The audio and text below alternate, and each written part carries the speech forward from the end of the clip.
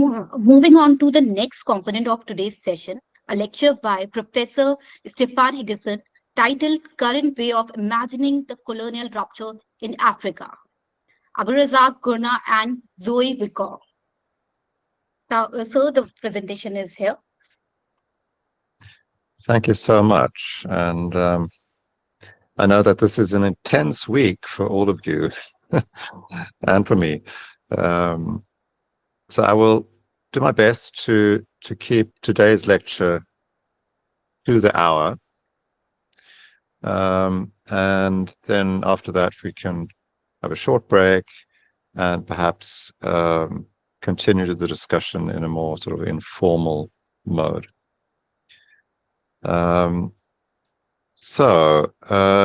Yes, next slide, please.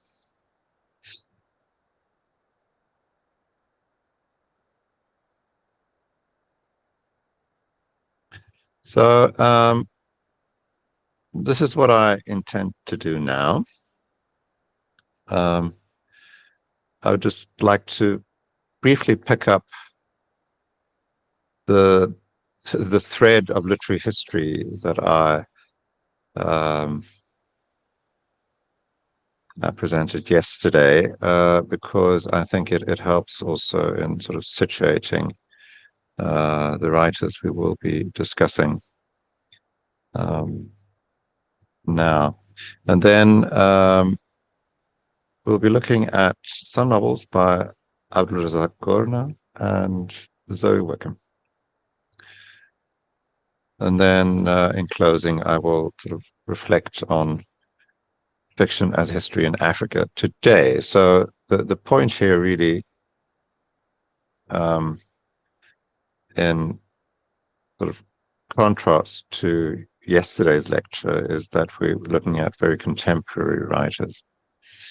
And if we, on the one hand, can see that historical fiction has been significant in African literature ever since its modern beginnings in the 19th century,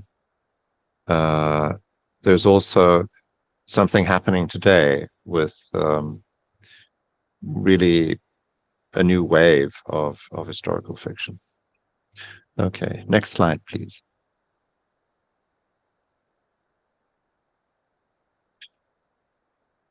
So, as you probably will have noticed already, the writers I've spoken of so far have all been men.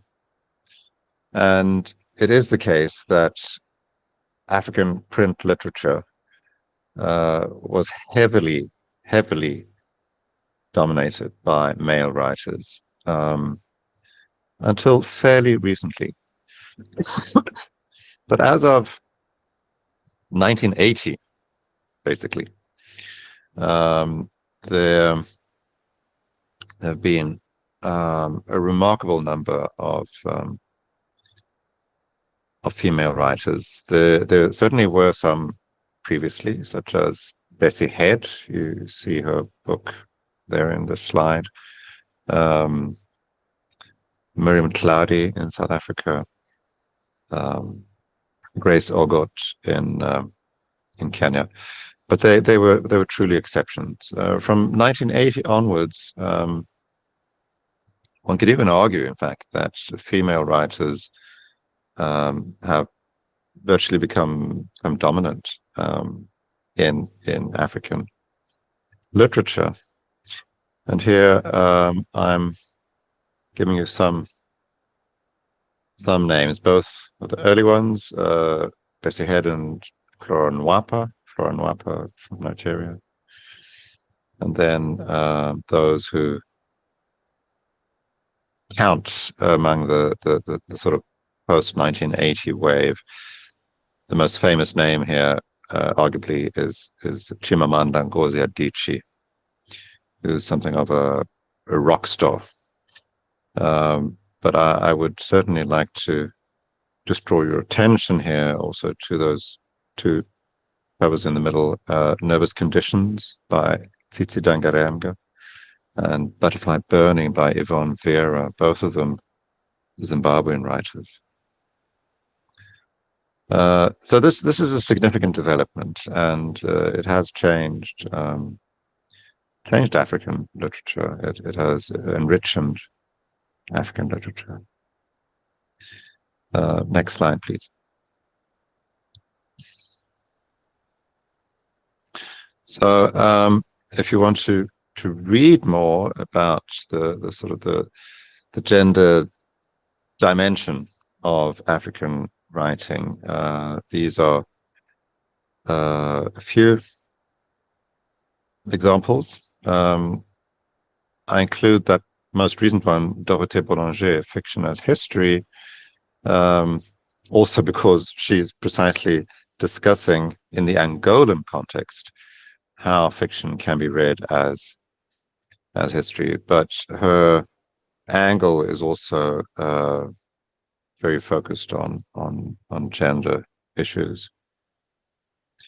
Next slide, please.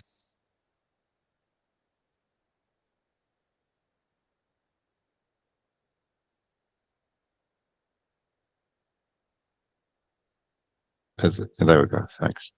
Now, as mentioned, historical fiction has been important ever since the 19th century in African writing, but there's also clearly a more contemporary wave of historical fiction, and these are just some very few examples. So we'll be talking about Gurnah and Wicomb soon.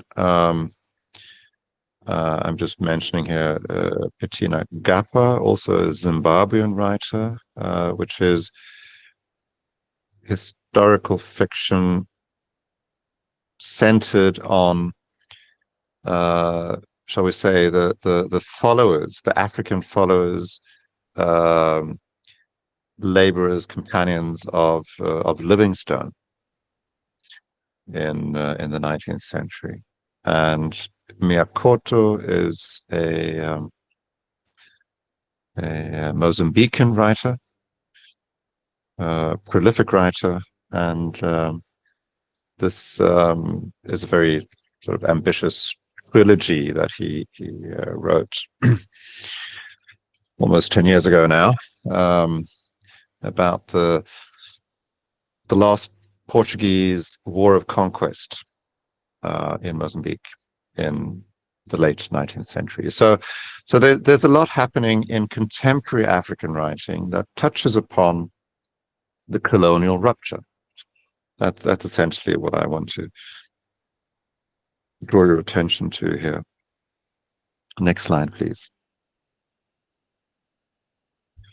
So Gurnah, of course, has become a very famous name. He hails from Zanzibar and has lived in England ever since the 1970s. I actually think he arrived there as early as 1968, in the wake of the revolution on Zanzibar, which was, shall we say, Africanist and had a certain sort of anti-Arab tendency. It's worth remembering that when Gurnah was born in Zanzibar, Zanzibar was still a sultanate. So it has undergone quite dramatic changes. After that revolution in the 1960s, Zanzibar would then be incorporated in what today is Tanzania. So these are some of his titles. He's published 10 novels, and 11th is in the pipeline. Apparently, the title is Theft. We will see. I'm very excited to read that once it appears. And significantly, he was awarded the Nobel Prize for Literature in 2021. And in my first slide, I spoke of the rise of female African writers, and I think it's fair to say that we've also witnessed um, over the last 20 years a general rise of African writing, and this was definitely confirmed by the Nobel Prize awarded to Gurnah. African writing is now fully a part of sort of contemporary literature, read in arguably all parts of the world. Then again, and I'll be coming back to that, it's also worth noting that Gurnah has lived most of his life in England these days. So his Africanness is in some ways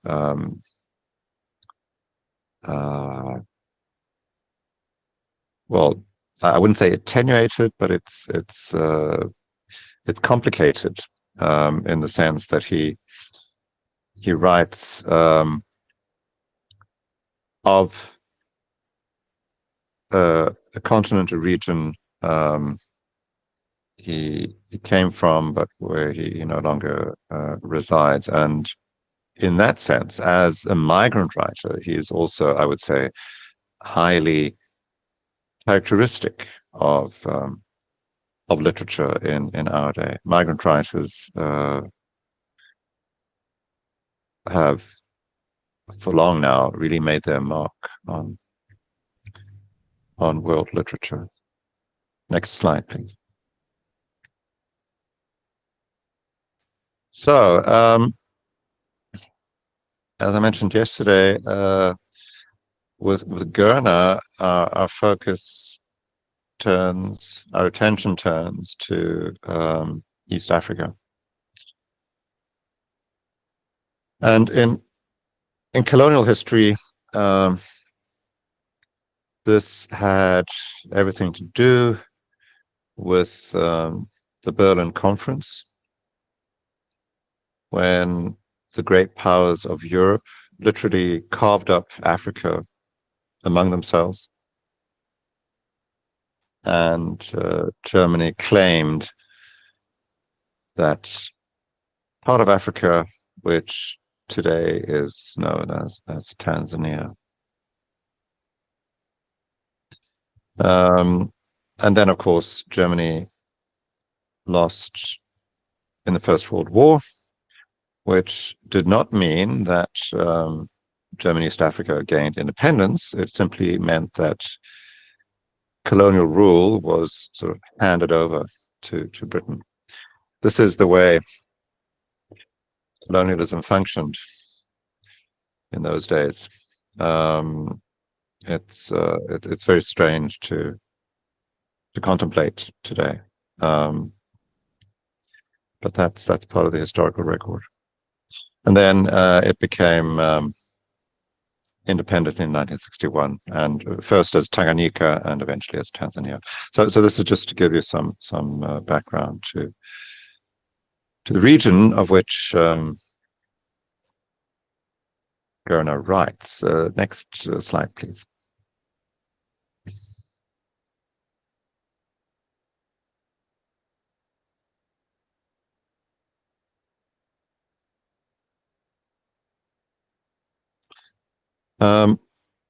So the first novel I just want to sort of introduce you to, I won't have time to sort of perform any really sort of deep reading of any of these novels, but the first one then is Paradise, and this was arguably Gurnah's first success. It was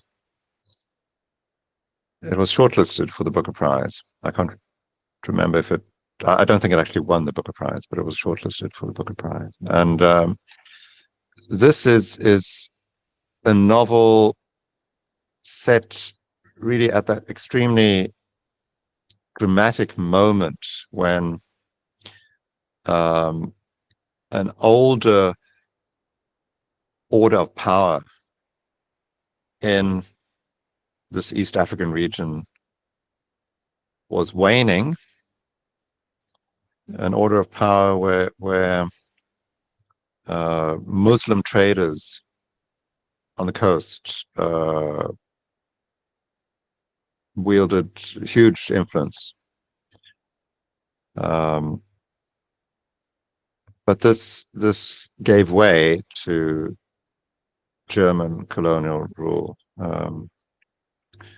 there around 1900.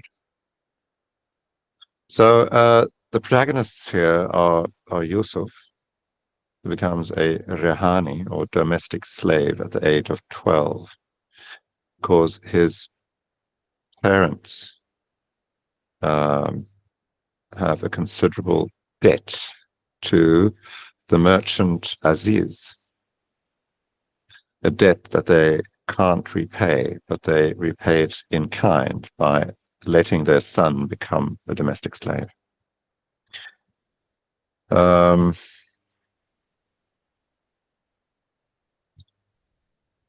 Should also be mentioned that the last section of this novel is patterned very much on the biblical and Quranic story of Yusuf.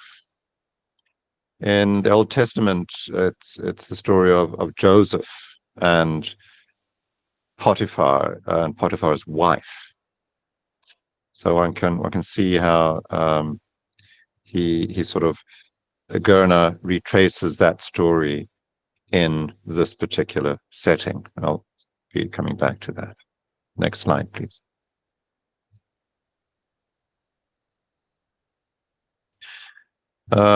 So what one can say that Gurnah does in Paradise, and this actually applies to many of his novels.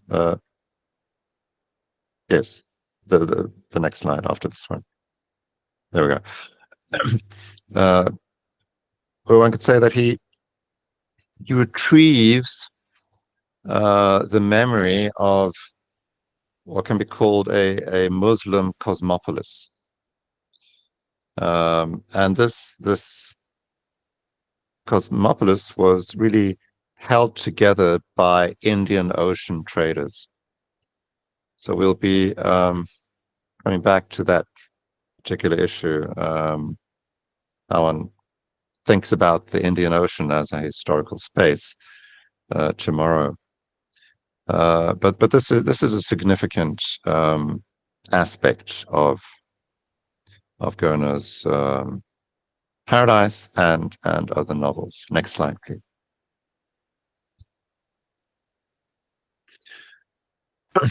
Now, there's a very long section in the novel that depicts a trading expedition into the interior of today's Tanzania, and this the young Yusuf comes along on this expedition, and it's massive. There are maybe 100 people sort of moving inwards, and the idea is to barter for ivory and other products in the interior. It's also in this historically, in this context, that slaves also were traded. The novel touches upon this, but it's not really what this expedition is for. Next slide. So this expedition, you could say, also the way it is being narrated, dramatizes that ongoing shift I mentioned, the shift in power, the handover, you could say, enforced handover from Muslim traders to German colonizers. So it's really quite ambiguous, because the Muslim traders are also, they also speak in quite derogatory ways of the population in the interior. And the German colonizer, of course, they were full of all kinds of sort of racist nonsense. But it's actually quite ambiguous, and it's interesting thinking back on the novels we discussed yesterday, that this ambiguity of power returns as a theme also today. Next slide, please.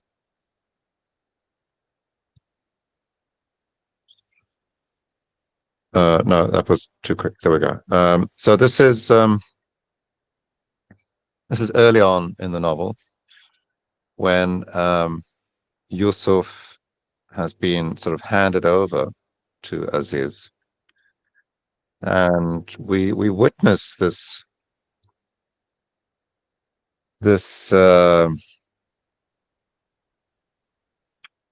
dramatic change in Yusuf's life through his eyes, you could say. It never occurred to him, not even for one brief moment, that he might be gone from his parents for a long time, or that he might never see them again. It never occurred to him to ask when he would be returning. He never thought to ask why he was accompanying Uncle Aziz on his journey, or why the business had to be arranged so suddenly. His father bent down to him and shook his hand. He spoke to him at some length, his eyes watering in the end. Afterwards, Yusuf could not remember what was said to him, but God came into it. So there's a lot of pathos in this moment, and you could say that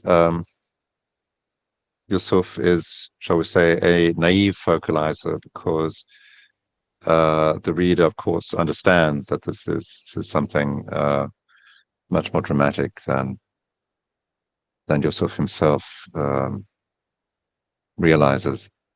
Next slide, please.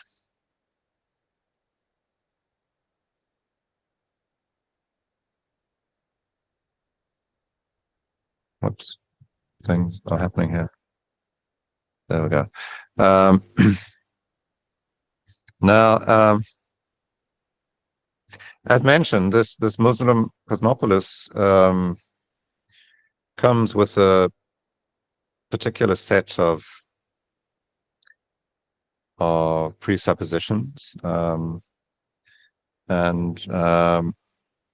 I think it's interesting what this character in the novel says, and they are somewhere sort of in the interior now. Those mountains on the other side of the lake are the edge of the world we know. The east and the north are known to us, as far as the land of China in the farthest east, and the ramparts of Gog and Magog in the north. I actually think Gog and Magog is more or less where I live, Scandinavia. But the west is the land of darkness, the land of jinns and monsters. So we enter here in this novel an entire world and its accompanying worldview that is strikingly different from, well, for example, what we saw in Acheba's Things Fall Apart. Next slide.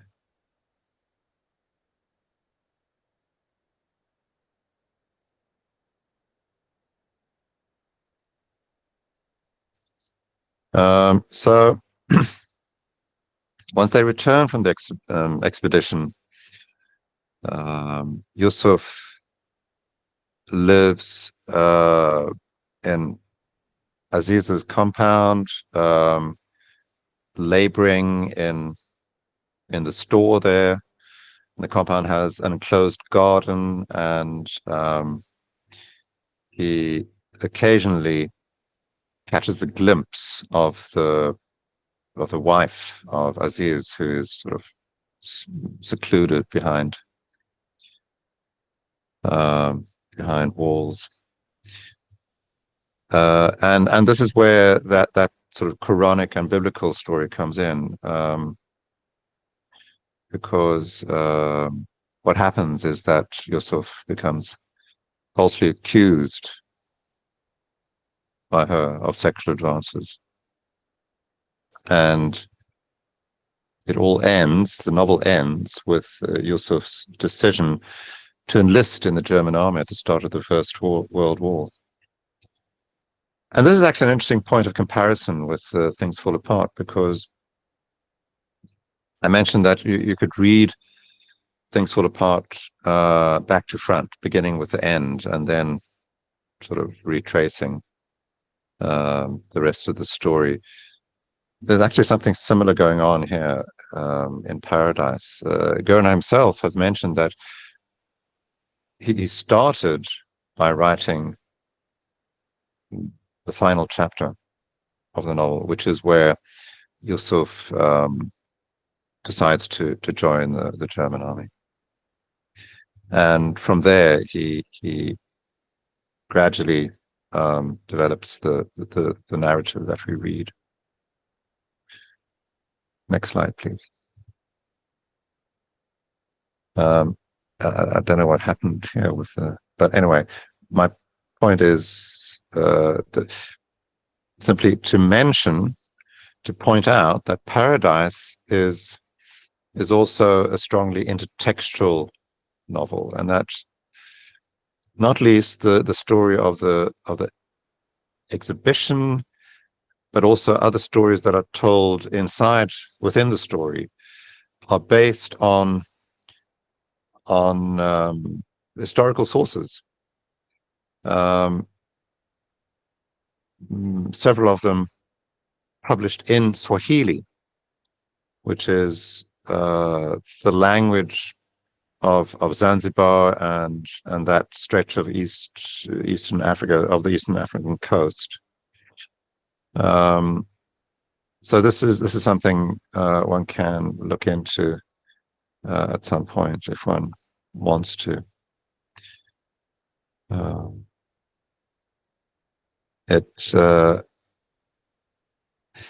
These sources, you could say, are also very ambiguous because they were generally published by German anthropologists, German publishers.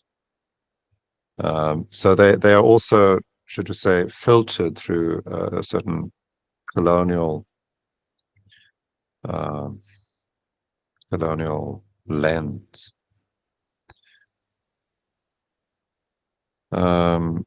Next slide.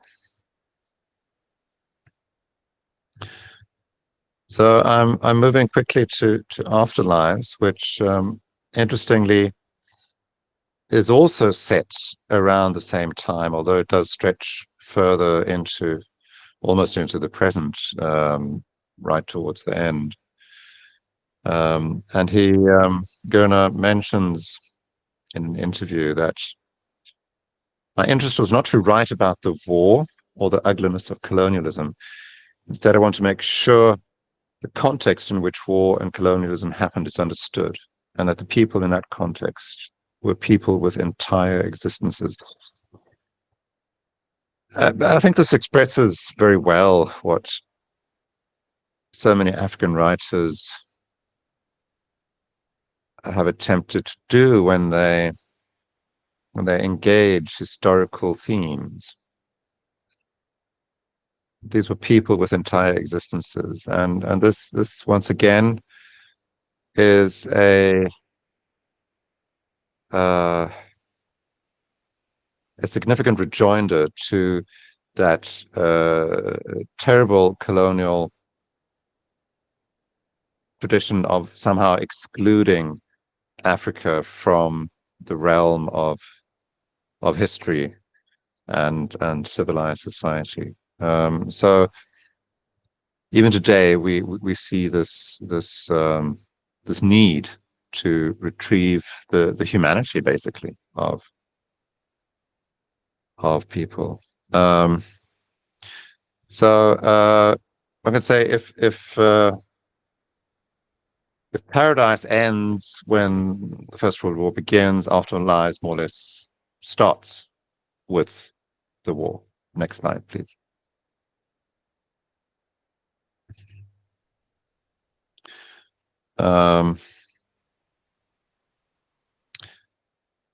So it's mainly that German period, but not only. It also moves on into the British period, and there are three main protagonists here: Hamza, Afia, and Ilyas. And Hamza, arguably, there's the greatest focus is on Hamza, who becomes a soldier, and we follow his very sort of troubling experiences as a soldier in the German army. Next slide, please.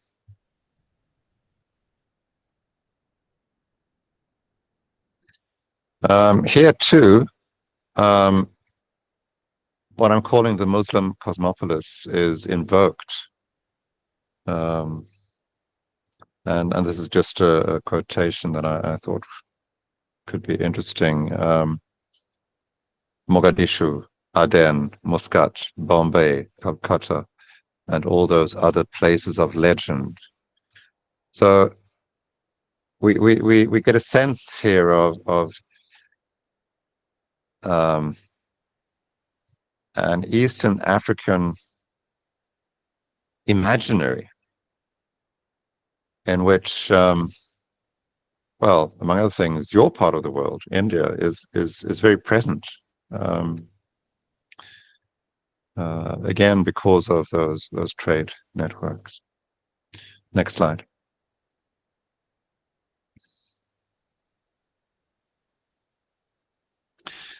Now, to sort of reconnect with the main theme of my lectures and this this course, we can ask what kinds of temporalities are produced by the novel. There are many ways of answering that question, but there's one particular approach I would like to mention now. Next slide, please.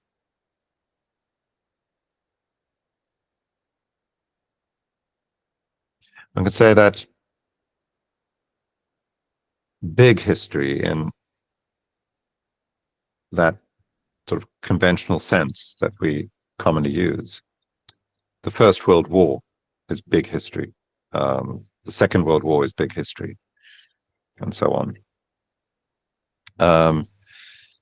This is thematized, but then also consistently combined with what we could call intimate, domestic, and repetitive time. Gurnah is a very sensitive writer, and he's the kind of writer one needs to read slowly. It's a mistake to read his novels quickly. They aren't actually difficult in a modernist sense. I mean, it's not like reading James Joyce, but there's a lot happening on the level of detail, and that's where this intimacy comes in. Next slide, please.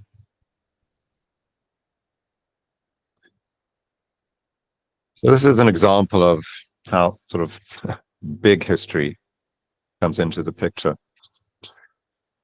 After Moshi, they marched north towards the border with British Africa. Hang on. I've done something strange there in the quotation. Let me just double check it.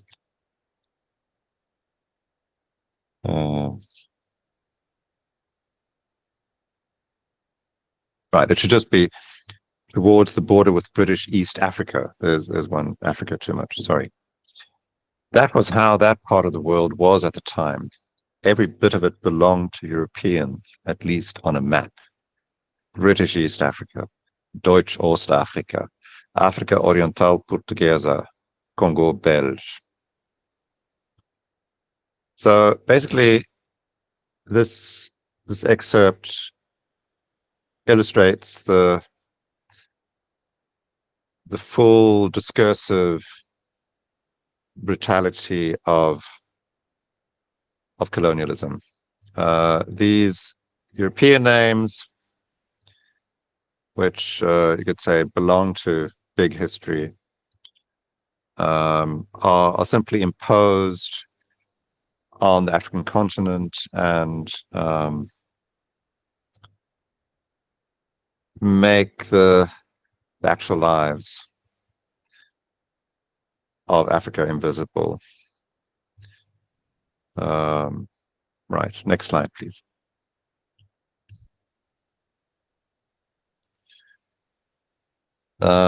Here we have one example of sort of domestic and intimate time. This is later in the novel when Hamza is trying to sort of restore his life after the war. Sometimes they passed the house of the merchant Nasser Biashara and saw Khalifa sitting at his desk in the office facing the open door. Late in the morning, every day after they returned from the market, a man came around from house to house, selling fresh fish out of a basket. This is very, very quotidian, very, very sort of close to the particulars of a lived life. And we see here an example of, and this is very typical of novelistic writing, of iterative time, the time being repeated. Later in the morning, every day after the return from the market, a man came around from house to house selling fresh fish out of a basket. So this is one very sort of subtle example, if you will, of how another temporality is being sort of introduced in the novel. Next slide, please.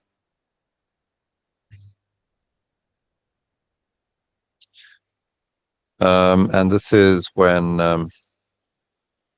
Hamza, this is actually earlier, when Hamza is in the army. At approximately 4 in the afternoon, as the Muaddin was calling people to the Al-Asiri prayer in the settlement mosque outside the Boma, Hamza took a cup of coffee to the officer, who by then would have showered and gone to his office. It should be his office, I think. This was the routine every afternoon.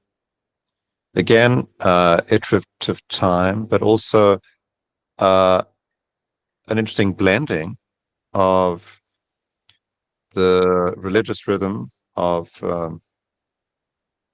Islam, of the prayers, with the military routine of the camp. So this is a very, again, apparently simple but still striking example of how different temporalities are become entangled in each other.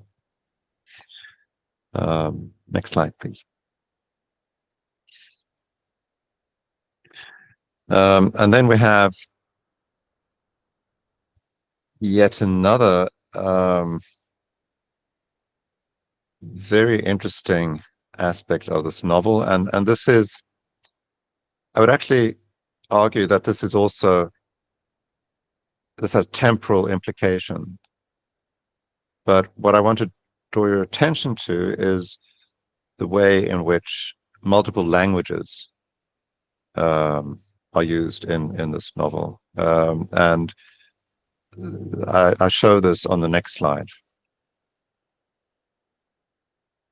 So I don't have time to go into this in great detail, but But Hamza, having been a German soldier, has learned German. And here we have a poem by the very canonical German writer Schiller, which is quoted in German. And then he translates it into Swahili. And in this very sort of oblique manner, he manages to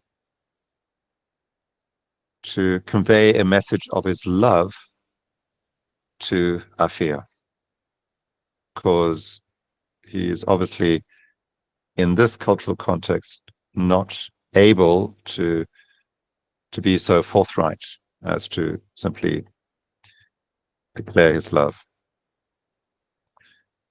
And then we have what becomes the English translation of these two translations. I can read what your eye is saying too, she said, referring to the last two lines of the translation. My eye can see for certain the language her eye is speaking. It's a very powerful moment in the novel. But I just want to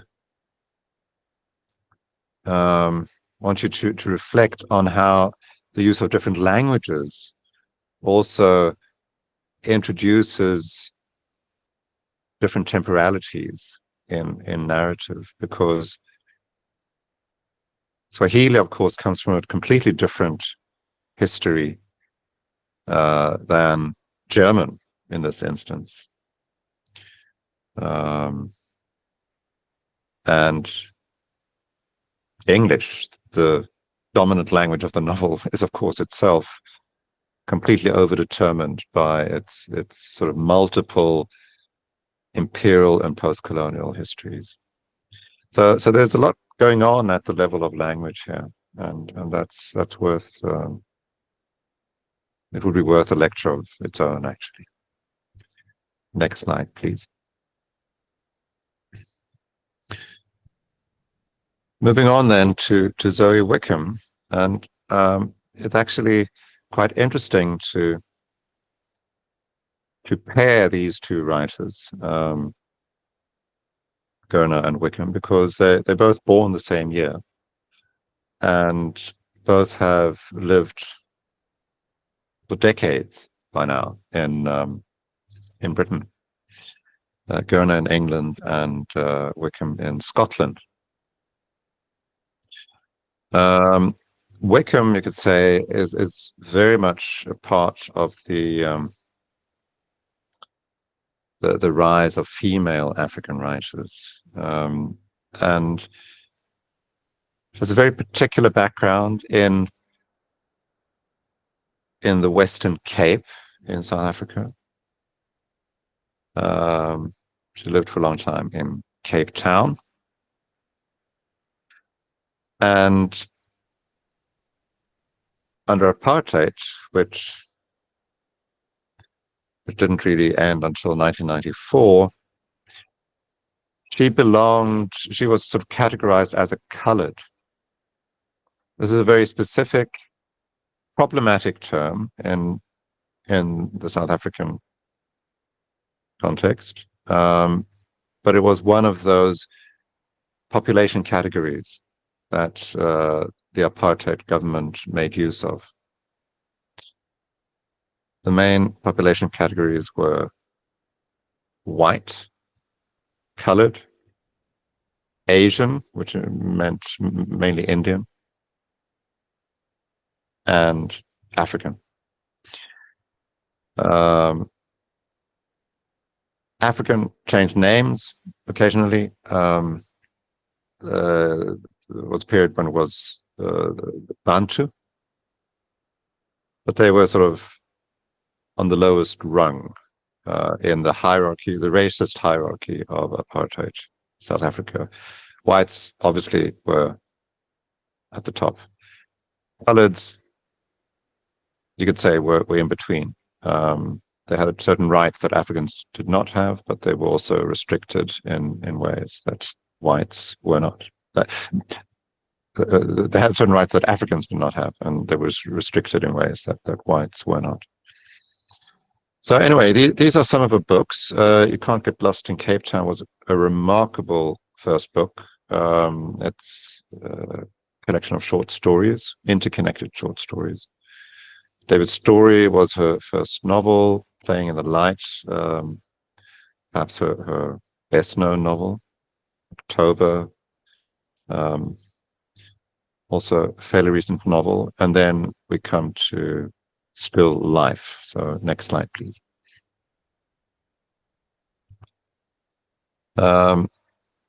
This is a novel that simply blew me away when I read it back in 2020. This was during the pandemic.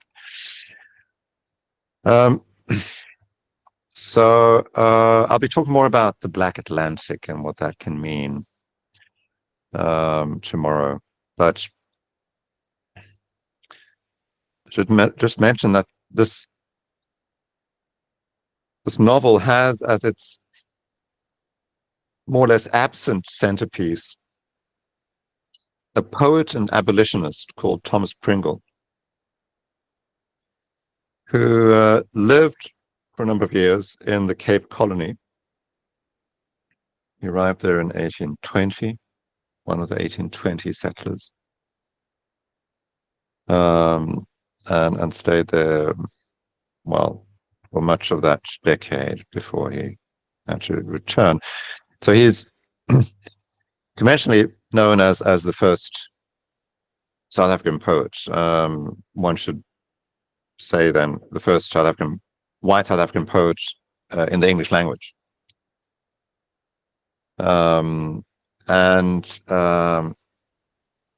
He was from Scotland. So one can sense here why Wicomb herself, living in Scotland, nurtured this interest in Thomas Pringle. But the actual protagonists of this novel, and it's an historical fiction unlike any other, and I hope that'll be clear soon enough, is the actual protagonists are shall we say, the black interlocutors, Pringle's black interlocutors, people he wrote about, people in South Africa he wrote about in his poetry, and also an emancipated slave, Mary Prince, from the Caribbean, whose slave narrative he edited. So those are important figures in this novel, but it's interesting to see how it is told and how Wicomb then weaves together the story. Next slide, please. It's strongly metafictional, and one could say that it's dominated by the narrative voice, which is extremely sort of it draws the attention of the reader, and is constantly integrating the present, our present, basically, and this sort of historical material. Next slide, please.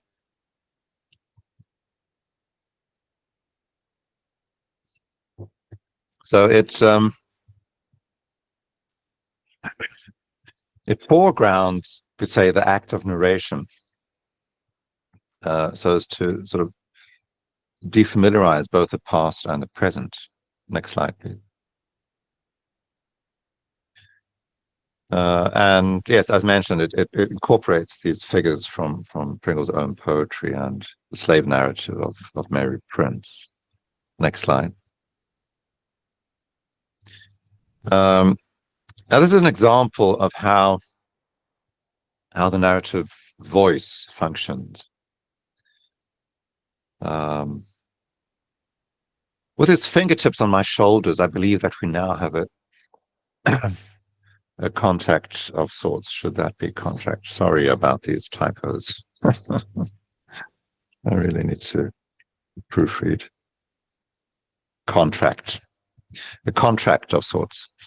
He has given me carte blanche. No, I dissemble. For what choice does he have?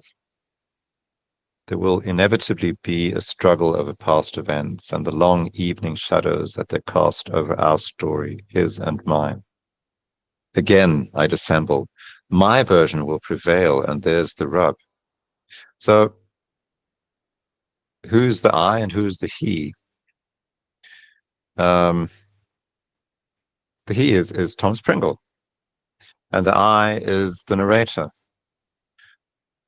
who is struggling with these shadowy figures, sort of on the edges of her consciousness from the past. She's somehow responding to ghosts, you could say, and it is from that starting point that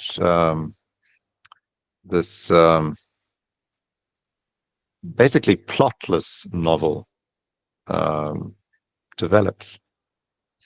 Next slide, please.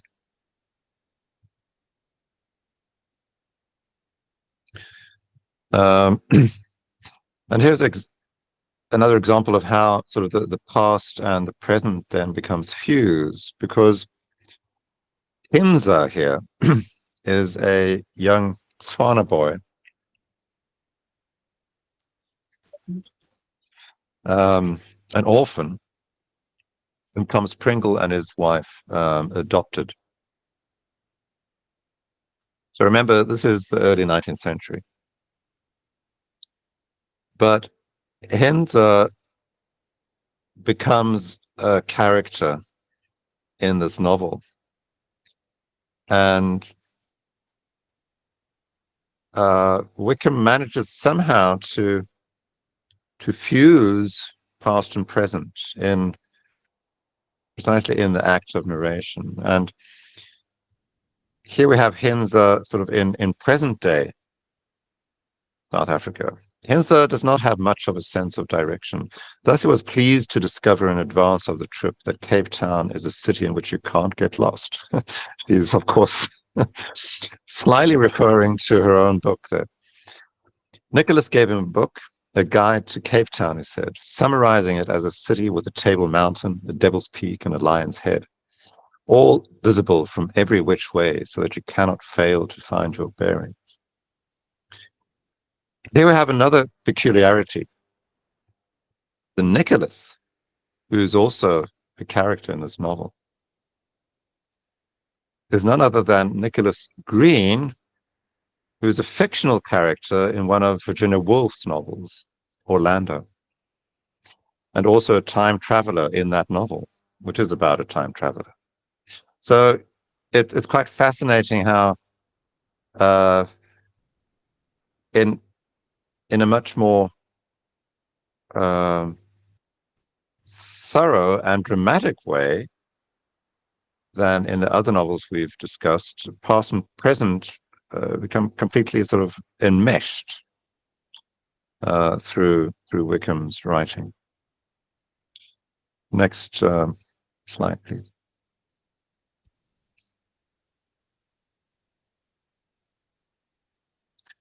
So what we encounter really in still life is a consistent blending of then and now, fact and fiction, English with other languages, the narrative voice, the narrator I've mentioned with other texts, and she also grants space to these other characters that she that she creates. So multilingualism is also a very important feature of of this novel, as in Gurnah's Afterlives. Um, I just don't have time to really demonstrate this. The next slide, please. So, okay, this is so puzzling because I sent you a PDF. I really don't understand why. What's happening here? Something happens to Uh, arrows. I know, so, but it was okay yesterday. But never mind. Yes, I think Uh, it is because you presented yesterday. no, I didn't. I didn't. Ma'am, actually, Uh, I presented, but so you have sent a PDF and we have converted it into PPT. So maybe that's why there's some problem with it. I'm really sorry about that. oh, I understand. You converted the PDF into the PowerPoint. Okay, now I understand. Because if it just show the PDF, it will remain the way So the layout will remain. please use the PDF from now onwards so that it doesn't Yeah. distort. Yes, ma'am, we'll do that. If it's possible, really. Never mind. You've seen this before. You know the point. I'm returning to this conceptual pair, the space of experience and horizon of expectation. And this connects with yesterday's lecture, of course.